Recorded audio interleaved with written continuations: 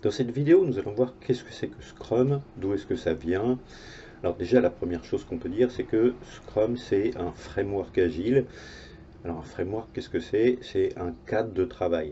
C'est pas une méthode, c'est pas une succession de process, c'est simplement un cadre, c'est-à-dire quelque chose qui fixe des limites, qui donne un cadre, tout simplement, et qui permet d'agir, de déployer un certain nombre de méthodes à l'intérieur de ce cadre. Donc Scrum, c'est pas plus compliqué que ça, c'est juste un cadre de travail qui permet d'organiser la production de sujets complexes. C'est pas une succession de processus, donc c'est pas une méthode à proprement parler, même si très souvent on parle de méthode Scrum, mais c'est pas exactement une méthode. Scrum, dans les grandes lignes, c'est donc un framework qui est composé d'un certain nombre d'artefacts, dont le backlog produit, le backlog de sprint, l'incrément de produit, ça ce sont les artefacts de Scrum, et puis des événements, il y a le sprint planning, la revue de sprint, la rétrospective de sprint, tout ça ce sont des événements de Scrum. Le daily Scrum, c'est également un événement. Il y a des activités comme le backlog refinement, c'est voilà, une des activités que l'on va pouvoir avoir dans un cadre Scrum. Et puis il y a des rôles dans le framework Scrum. Il y a le Scrum Master, le Product Owner, l'équipe de développement, qui sont les rôles principaux de Scrum. Et puis il y a d'autres rôles qui tournent autour de Scrum, mais qui ne font pas vraiment partie de Scrum. Ce sont les parties prenantes, qu'on appelle aussi les stakeholders. Et puis il y a aussi les managers. Il y a tout un tas de rôles comme ça qui peuvent tourner autour de Scrum, comme des UX designers. Tout ça, ce sont des rôles, mais qui ne font pas partie du cadre Scrum. On reverra tous ces éléments-là en détail. Donc, je vous ai dit que Scrum, c'est un framework agile. Et qu'est-ce que c'est que l'agilité concrètement? Eh bien, l'agilité, ça vient du manifeste pour le développement agile. Historiquement, ça vient donc du génie logiciel.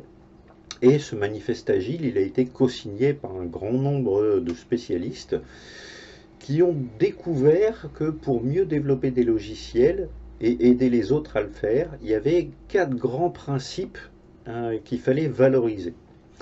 Ces 4 grands principes, ça consiste à dire qu'il faut mettre en avant les individus et leurs interactions plutôt que les processus et les outils. Pendant très longtemps, dans les méthodes de gestion de projet, on se focalisait sur les processus qu'on va pouvoir mettre en œuvre et les outils que l'on va pouvoir utiliser. Par exemple, Microsoft Planning, c'est un outil.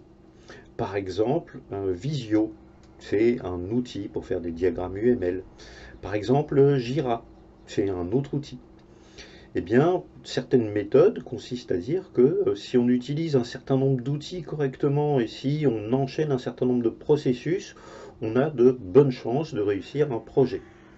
Eh bien, le manifeste pour le développement agile nous dit que c'est pas ça le plus important. Le plus important, c'est de se concentrer sur les individus et leurs interactions. Alors, les individus, dans Scrum, on avait vu qu'il y avait 3 rôles principaux: l'équipe de développement, le product owner, le scrum master, et puis les parties prenantes, c'est-à-dire les gens qui interagissent avec l'équipe, qui interagissent avec le product owner. Eh bien, c'est là-dessus qu'il faut se focaliser quand on fait de l'agilité, sur les interactions entre ces individus. Comment se passent ces interactions? Comment est-ce qu'ils interagissent? Est-ce que c'est par écrit? Est-ce que c'est à l'oral? Est-ce que c'est lors de réunions? À quelle fréquence ont lieu ces réunions? Eh bien, c'est tout ça qu'on va chercher c'est sur tous ces éléments-là que l'on va s'intéresser. C'est sur tous ces éléments-là qu'on va chercher à s'améliorer. La deuxième grande déclaration, on va se focaliser sur un logiciel ou des logiciels opérationnels plutôt que sur une documentation exhaustive. Là encore, pendant très longtemps, on s'est focalisé sur un certain nombre d'éléments qui permettent de définir la qualité logicielle, qui permettent de s'assurer qu'on a bien cadré un projet. C'est notamment les spécifications fonctionnelles générales, les documents d'architecture, les spécifications détaillées, les algorithmes. Tout ça, ce sont des documents. Et on considérait que si on avait une documentation exhaustive à un instant T, eh bien, on était prêt à pouvoir engager les développements. C'est notamment ce qu'on va retrouver dans le cycle en spirale de Boehm. C'est un cycle de développement. C'est ce qu'on retrouve également dans le cycle en V, autre cycle de développement logiciel, où on va avoir une exhaustivité de la documentation que l'on cherche à atteindre avant d'engager les développements. C'est également ce qu'on retrouve dans le fameux cycle en cascade qui est la base de l'ingénierie logicielle. Eh bien, le manifeste agile nous dit, c'est pas sur ces éléments-là qu'il faut focaliser son attention, c'est sur la quantité de logiciels opérationnels que l'on a à un instant T. Si au bout de 3 sprints, on a fait 30% du travail, eh bien on peut se dire qu'au bout de 10 sprints, on aura la totalité de notre logiciel. C'est un calcul mathématique. Eh bien c'est là-dessus qu'on va se focaliser. Quelle est la quantité de logiciels opérationnels, c'est-à-dire parfaitement fonctionnels, testés, sur lequel on n'a pas besoin de revenir. Donc quelle est cette quantité de logiciels que l'on a à un instant T? Ça, c'est vraiment une mesure d'avancement du projet. Troisième grande déclaration, on va se focaliser sur la collaboration avec les clients plutôt que sur la négociation contractuelle. Alors ça, c'est vraiment un élément de changement majeur induit par l'agilité. Là encore, pendant très longtemps, pour qu'un projet réussisse, il fallait vraiment s'appuyer sur la négociation contractuelle. Vous nous demandez une fonctionnalité qui ne fait pas partie du périmètre initial, nous allons vous la refuser. Vous nous demandez un changement de programme, nous allons le refuser. Pourquoi? Parce que ce n'est pas prévu initialement, parce qu'on ne connaît pas l'impact de ce changement. On ne sait pas si on est en capacité de le faire ou pas en capacité de le faire. On ne sait pas si ça a des impacts sur le reste de l'architecture. Si on a une demande de modification du client qui impacte toute l'architecture, on ne sait pas quel est l'impact exact, on ne sait pas quelle dérive ça va pouvoir induire. Eh bien, le manifeste agile nous dit que on va favoriser la collaboration avec les clients plutôt que la négociation contractuelle. C'est-à-dire que plutôt que de dire non, on ne prendra pas en compte cette nouvelle demande parce qu'on a 8 mois d'avancement dans le projet, eh bien, on va prendre en compte cette nouvelle demande. Et on va voir comment est-ce que tous ensemble on peut pivoter.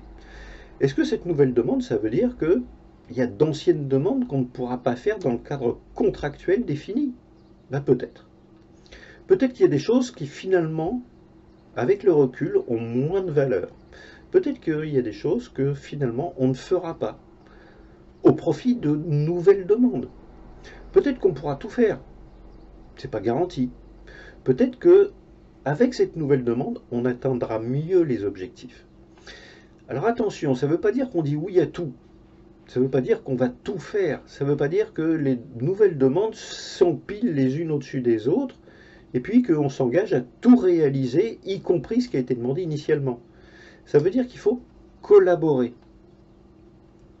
Définir ensemble qu'est-ce qu'on peut faire, qu'est-ce qu'on peut s'engager à faire, sur quoi on a des doutes, être clair et transparent.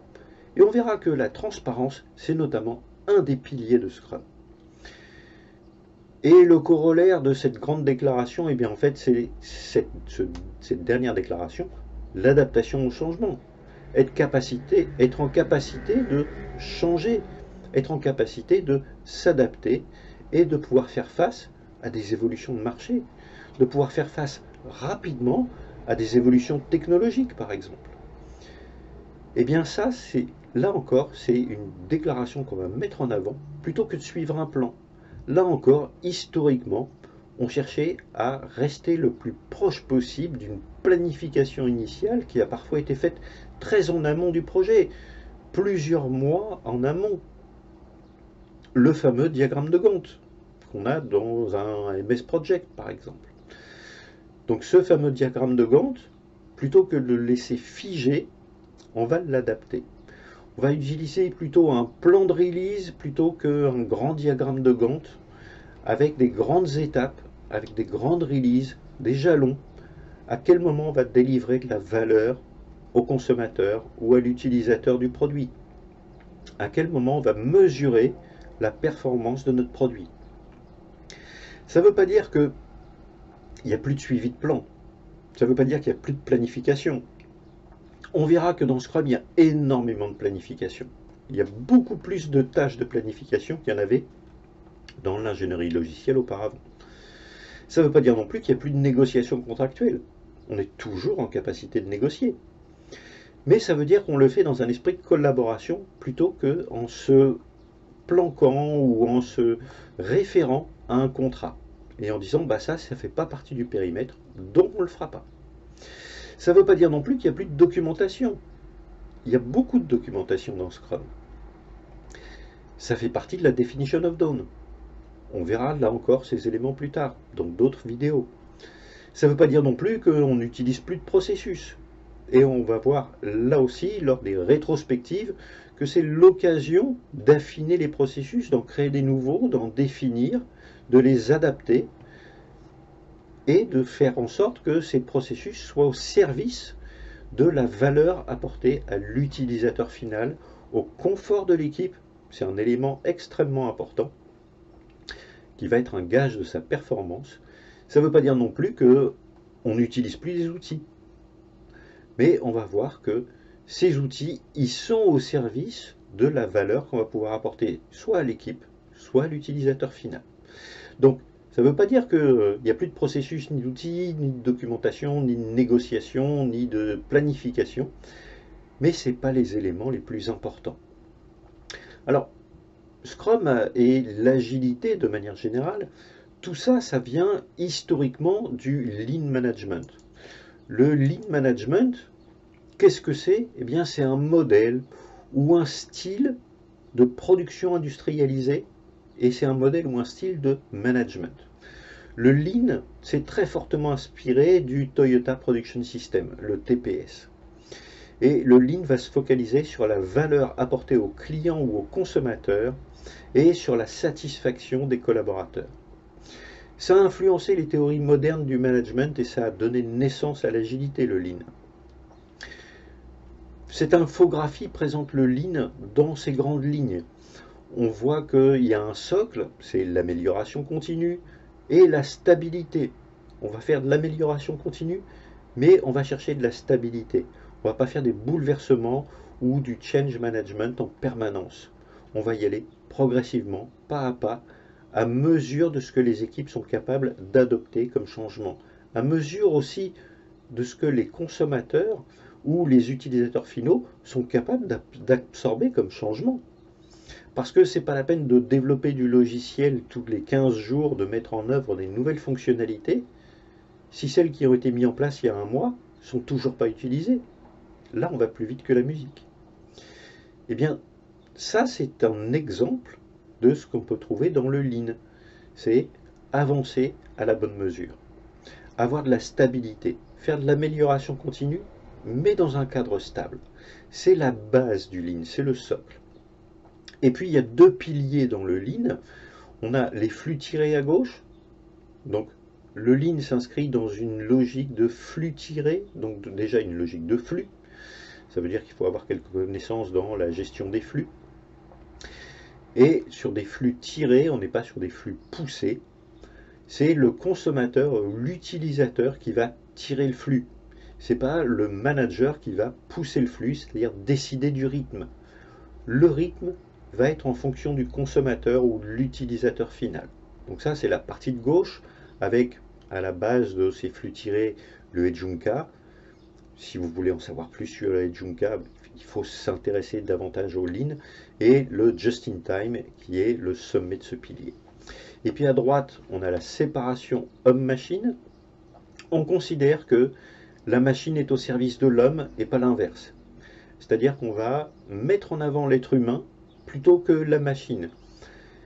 L'être humain va avoir sa place et ne va pas être au service d'une machine. C'est la machine qui va être au service de l'être humain. C'est-à-dire que là où la machine ne peut pas remplacer efficacement un être humain, on ne mettra pas une machine. Ça, c'est vraiment un des piliers du Lean. C'est on va automatiser, industrialiser, autant que faire se peut, mais pas si ça doit amener un défaut de qualité, pas si on doit multiplier les tâches de contrôle qualité par des êtres humains derrière. C'est vraiment le pilier là, du Lean, c'est automatiser, industrialiser, Mais s'il y a besoin de faire du contrôle qualité derrière l'industrialisation, eh bien industrialisons différemment. Par exemple, quand on va faire de l'automatisation de jeux de test, on peut s'appuyer sur le Lean et sur cette séparation homme-machine pour voir de quelle manière c'est intéressant d'automatiser les tests. Si cette automatisation doit être contrôlée derrière, eh bien il faut le faire différemment. On va retrouver à la base de ce pilier la standardisation. Là encore, je vous invite à approfondir vos connaissances sur le Lean si ces notions ne sont pas claires pour vous. Également pour le Jidoka, c'est un élément majeur du Lean. Et ces deux piliers, donc les flux tirés et la séparation homme-machine, n'ont pour seul but que de soutenir le triptyque, c'est-à-dire le toit que l'on voit de cette petite maison là. Donc le triptyque qualité, coût, délai. C'est le fameux triptyque qu'on va retrouver dans toute gestion de projet. Et donc ce socle, ces piliers n'ont que pour objectif que de soutenir, que de mettre en avant, que de supporter ce triptyque. Ça sert uniquement à ça, à optimiser la qualité, optimiser les coûts, optimiser les délais. C'est vraiment la notion majeure du Lean. Le Lean, enfin, ça repose sur trois grandes notions de valeur. Donc les valeurs du Lean, la satisfaction des consommateurs et des employés. C'est une valeur fondamentale du Lean. On a les clients qu'on mérite, on a les clients qui vont être fidélisés parce qu'on a des employés qui se sentent bien. On a des clients qui vont être satisfaits parce qu'on a des employés qui se sentent bien. Si j'ai des employés malheureux, j'aurai des clients mécontents. C'est absolument logique. Deuxième grande notion de valeur, une stratégie de valeur. Une stratégie de valeur, ça signifie quoi? Ça veut dire que on va faire de l'optimisation de coûts, mais pas de n'importe comment. Le moins 10 ans, faire toujours moins cher, faire toujours moins bien, c'est toujours possible. On trouve toujours moins bien. Mais optimiser les coûts en maintenant une notion de valeur, par exemple la qualité, par exemple la satisfaction des consommateurs, par exemple la qualité des produits, la fidélisation des employés, la fidélisation des clients, eh bien tout ça peut s'inscrire dans une stratégie de valeur. Et d'une entreprise à une autre, d'un produit à un autre, au sein d'une même entreprise, on peut avoir des stratégies de valeur totalement différentes. Et dernière grande valeur du Lean, on doit avoir des bénéfices mesurables et très souvent financiers. C'est-à-dire que le résultat de toute modification doit être mesuré et doit dégager un bénéfice net réel. Si j'optimise un processus et que j'ai réduit mes coûts, mais que j'ai beaucoup plus réduit ma valeur que mes coûts, je n'aurai pas un bénéfice net. J'aurai une perte. Donc cette optimisation de processus, je ne vais pas la conserver. Donc je dois toujours mesurer. Donc ça, c'est vraiment les trois grandes valeurs du Lean. Ces trois éléments qu'on va retrouver dans Scrum. Quand on fait, par exemple, une rétrospective de sprint, on va avoir une stratégie de valeur qui tourne autour du produit. Si je mets en place un nouveau processus à l'issue d'une rétrospective et qu'à la fin du sprint suivant, je me rends compte que oui, ça a baissé mes coûts, mais ça a engendré beaucoup trop de défauts de qualité, ça a engendré beaucoup trop d'anomalies, eh bien, je vais arrêter ce processus. Parce que je n'ai pas un bénéfice net mesurable. Là encore, si je ne suis pas en mesure d'identifier mes bénéfices, si je ne suis pas capable de mesurer la valeur de mon produit, si je ne suis pas capable de mesurer la valeur de mes processus, ce n'est pas la peine que je m'engage dans des rétrospectives complexes. Je vais chercher en premier lieu à améliorer mes indicateurs de mesure. Ce sera mes premières rétrospectives. Eh bien, tout ça, c'est des éléments qu'on va retrouver dans Scrum régulièrement. Enfin, le Lean, ça s'appuie sur un certain nombre de grands principes. Il y a deux principes historiques de Toyota qui figurent encore comme des objectifs à atteindre. Le Jidoka, on en a parlé tout à l'heure, ça consiste à automatiser en conservant la capacité d'adaptation humaine. C'est-à-dire que je ne vais pas tout automatiser, je vais garder de l'être humain qui est fortement capable de s'adapter. Une machine, elle n'est pas capable de s'adapter. Donc je vais garder de l'humain là où j'ai besoin d'adaptabilité. Qu'est-ce que ça veut dire le Jidoka? Ça veut dire que si je cherche à automatiser, mais à conserver une capacité d'adaptation, ça veut dire que j'essaye des nouvelles choses régulièrement. Ça veut dire que de temps en temps, je vais accepter des erreurs. Je vais accepter un certain nombre de défauts. On va considérer que l'erreur fait partie du processus d'apprentissage. L'erreur, c'est admis comme étant quelque chose d'inévitable. Mais je ne vais pas me contenter d'une erreur. Si j'ai une erreur et que j'entraîne pas immédiatement une inspection, deuxième grand pilier de Scrum, on a parlé de transparence, bien voilà l'inspection, je vais devoir immédiatement engager des ajustements, m'adapter, troisième pilier de Scrum. Deuxième grand principe historique de Toyota, le just-in-time. Et bien, si vous vous souvenez de l'infographie qu'on a vue juste précédemment, le Jidoka, on le retrouve sur le pilier de droite, le just-in-time sur le pilier de gauche. C'est les deux grands principes majeurs de Toyota. Le just-in-time, ça consiste à produire ce qui est nécessaire et lorsque c'est nécessaire. Et bien là encore, ce principe, on va le retrouver dans Scrum. Quand on fait un sprint, on produit ce qui est nécessaire pour ce sprint. Pas pour le sprint d'après, pas pour qu'est-ce qu'on va faire dans 3 semaines, dans un mois, dans 6 mois. Quand on fait du backlog refinement, on affine ce dont on a besoin pour le prochain sprint ou celui qui viendra juste après. Mais pas pour potentiellement dans 6 mois, peut-être qu'on fera ça en verre. Et ça, on le laisse de côté. On affine ce dont on a besoin là, maintenant, immédiatement. On est dans le just-in-time. On n'est pas à faire de la prospective à 6 mois. On avance pas à pas, mais on avance correctement. Et ce qu'on produit, c'est de bonne qualité. Donc, le just-in-time, c'est ce qui va nous amener à la gestion par flux tiré. On fait ce dont on a besoin là, tout de suite, pour apporter de la valeur là, tout de suite, à nos clients, à nos consommateurs. Qu'est-ce qui va produire de la valeur à court terme, maintenant? On a deux principes majeurs qui sont hérités des précédents et qui sont très fortement inspirés du principe des relations intégrées. Le principe des relations intégrées, c'est une théorie qui a été imaginée par Heinz Schleicher il y a plusieurs décennies maintenant. C'est un style de management. Donc c'est deux principes majeurs. Premier principe, le respect des personnes. On respecte les individus. On travaille en équipe responsabilisée et impliquée. On leur fait confiance. On s'appuie sur des gens qui sont des professionnels, qui sont impliqués. Il n'y a pas besoin de faire du micromanagement. Deuxième principe majeur, l'amélioration continue. L'amélioration des processus implique ceux qui fabriquent.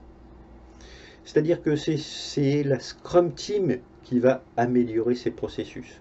La Scrum Team n'a pas besoin d'un manager, n'a pas besoin d'un management directif pour savoir comment mieux travailler. Elle doit avoir tous les outils qui lui permettent de mesurer la qualité de son travail, la quantité de travail qu'elle produit à chaque sprint. Elle doit avoir des indicateurs fiables, transparents, sur lesquels elle peut communiquer clairement. Et à chaque itération, à chaque sprint, à chaque fin de sprint, lors de la rétrospective de sprint, la Scrum Team va chercher à améliorer ses processus pour travailler plus efficacement, pour travailler dans de meilleures conditions, pour satisfaire davantage les clients ou les consommateurs ou les utilisateurs. C'est des objectifs que la Scrum Team peut se fixer à chaque sprint. Et tout ça, ça nous amène à une nouvelle vision de la gestion des coûts, c'est le modèle Shingo. On va avoir une gestion des coûts et une optimisation des coûts qui va être guidée non plus uniquement par une réduction de coûts, mais par une notion de valeur qui va être prise en compte dans l'optimisation des coûts. Donc ce modèle Shingo, c'est une boucle, c'est un cycle. et c'est la base du modèle des flux tirés. On commence dans le modèle Shingo par définir la valeur. On ne peut pas avancer dans un modèle Shingo si on n'a pas défini la valeur d'un produit ou d'un service du point de vue du consommateur ou du point de vue de l'utilisateur final. Qu'est-ce qui lui apporte de la valeur? Qu'est-ce qui lui apporte de la valeur ajoutée, de la satisfaction? Qu'est-ce qui fait qu'il va être fidélisé? Qu'est-ce qui fait qu'il va accepter de payer ce produit plus cher qu'un autre? Bien ça, c'est la notion de valeur. Deuxièmement, on va cartographier le flux de valeur. C'est-à-dire qu'on va regarder, pour pouvoir apporter de la satisfaction à cet utilisateur ou à notre consommateur final, qu'est-ce qu'on doit faire? On doit produire du logiciel, on doit produire du service, on doit produire un certain nombre de biens de consommation. Eh bien, pour y arriver, c'est quoi les différents processus? C'est quoi les différentes étapes? Est-ce qu'il faut acheter des matières premières et les transformer? Est-ce qu'il faut recruter des gens et créer du logiciel? Est-ce qu'il faut... c'est quoi les processus qu'on doit suivre? Eh bien, on va cartographier l'intégralité de ces processus et on va mesurer processus par processus qu'est-ce qu'ils apportent, qu'est-ce qu'ils n'apportent pas, est-ce qu'ils sont vraiment indispensables pour la satisfaction de l'utilisateur ou du consommateur. Et on va optimiser le flux de valeur. Troisième grande étape. C'est-à-dire qu'on va concevoir un flux de processus du début à la fin sans interruption ni fil d'attente. C'est-à-dire qu'on va être en flux tendu. On cherche à optimiser notre flux de valeur de manière à ce qu'il n'y ait pas d'étape où on attend. On attend par exemple la validation d'un manager. Eh bien, si la validation d'un manager doit ralentir notre time to deliver, on va essayer tous ensemble de voir comment est-ce qu'on peut valider autrement. Comment est-ce qu'on peut valider plus vite? Comment est-ce qu'on peut accélérer ce processus? Est-ce que cette validation du manager, elle apporte réellement de la valeur pour le consommateur? Est-ce qu'une validation du consommateur n'apporterait pas plus de valeur, par exemple? Eh bien ça, c'est des questions qu'on va se poser lors d'une rétrospective. Est-ce que c'est un processus à améliorer? Est-ce qu'on a vraiment besoin de la validation d'un manager? Ou est-ce que c'est plus intéressant de faire un sprint très court, de présenter le produit à des utilisateurs et de voir leur validation à eux? Eh bien ça fait partie de l'optimisation des flux de valeur. Ensuite, on va tirer le flux. C'est-à-dire qu'on va produire à chaque étape que lorsqu'il y a une demande. Et comme on est dans un flux tiré, eh bien c'est la demande finale, c'est-à-dire la demande du consommateur, qui va tirer l'ensemble des flux. Si on transpose ce modèle à de l'ingénierie logicielle, c'est parce que j'ai besoin d'utiliser une nouvelle fonctionnalité que je vais mettre en production cette nouvelle fonctionnalité. C'est parce que j'ai besoin de la mettre en production que je vais tester cette nouvelle fonctionnalité. C'est parce que j'ai besoin de la tester que je vais la développer.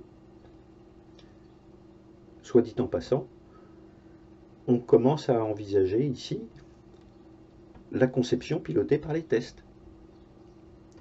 Je réfléchis d'abord à tester et après je développe.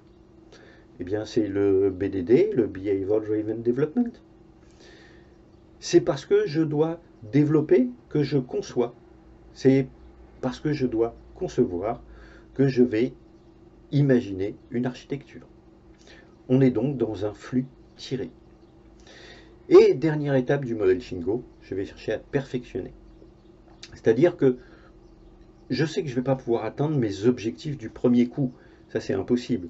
Mais je vais rechercher des gaspillages. Dans le Lean, on appelle ça des mudas, c'est-à-dire des gaspillages de coûts ou des gaspillages de valeur. Dans mon processus, dans mon cycle, dans mon flux de valeur, qu'est-ce que je peux optimiser? Quels sont les processus que je peux améliorer? Eh bien, tout ce principe, on va le retrouver dans Scrum au travers des rétrospectives de sprint. Et tout ce modèle Shingo nous amène à concevoir nos activités de manière légèrement différente. On va voir qu'en fait, l'essentiel se situe au cœur de cette petite cible, le pourquoi. Pourquoi on fait les choses?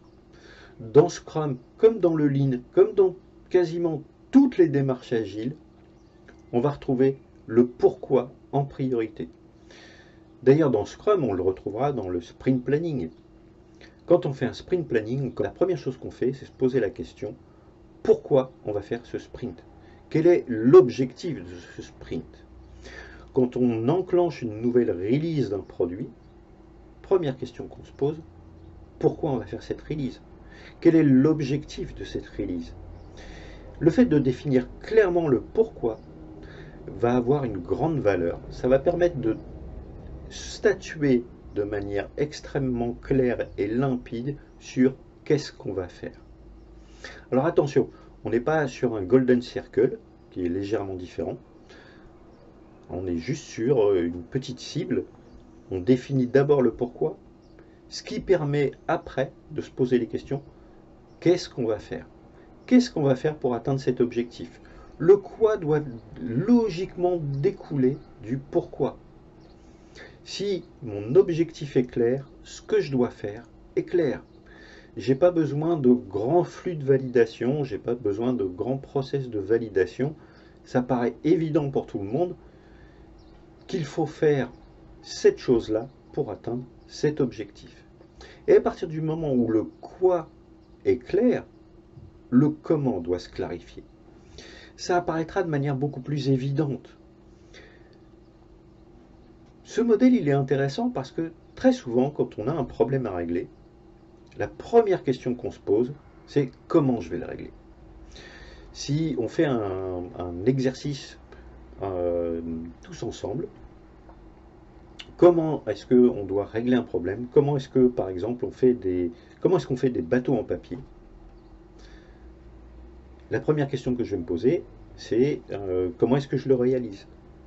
Si je vous pose la question, écrivez juste avec du texte, sans aucune illustration, comment on doit organiser le pliage d'un bateau en papier, la première question qui va venir à l'esprit de tout le monde, c'est comment je vais m'y prendre? Comment est-ce que je vais expliquer qu'il faut plier la feuille en deux? Mais dans quel sens? Comment est-ce que je vais expliquer par la suite qu'il faut rabattre les coins à droite et à gauche? Oui, mais dans quel sens? C'est très compliqué. Et je vais me focaliser sur comment. Je ne me suis pas du tout focalisé sur pourquoi. C'est la première réaction qu'on a tous face à un problème qu'on rencontre. Comment on va le solutionner? Très rarement, on se pose la question de pourquoi on a ce problème. Pourquoi je le solutionnerai de telle ou telle manière? Pourquoi on me demande de faire des bateaux en papier?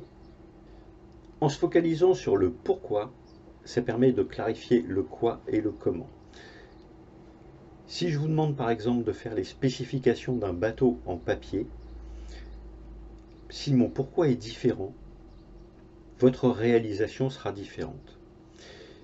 Si je vous dis qu'il faut réaliser les spécifications d'un bateau en papier à destination d'une classe d'enfants handicapés, eh bien vous ne le réaliserez pas du tout de la même manière que si je vous dis c'est juste pour un manuel scolaire, c'est juste pour des enfants qui sont en parfaite santé. Vous n'écrirez pas dans vos spécifications « Appuyez bien avec vos doigts pour bien plier la feuille ». Vous n'aurez pas du tout la même approche. Donc le pourquoi va clarifier le quoi et le comment.